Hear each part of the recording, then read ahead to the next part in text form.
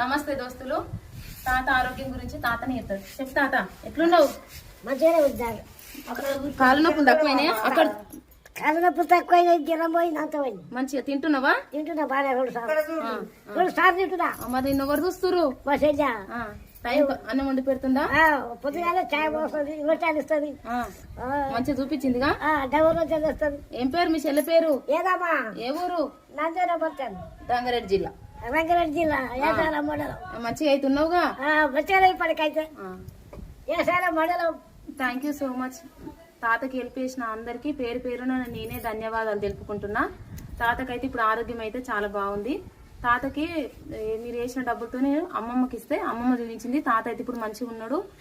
Health కూడా ఆరోగ్యపరంగా అయితే చాలా బాగుండు. కాళ్ళ నొప్పులు తగ్గిపోయినాయి. ఇంకా తాత కొన్ని డబ్బులు కూడా మిగిలినాయి. నన్ను నమ్మి ఇచ్చినందుకు ప్రతి ఒక్కరికి పేరు పేరున నేనే ధన్యవాదాలు తెలుపుకుంటున్నా. అన్నలు తమ్ముళ్ళు, థ్యాంక్ యూ సో మచ్.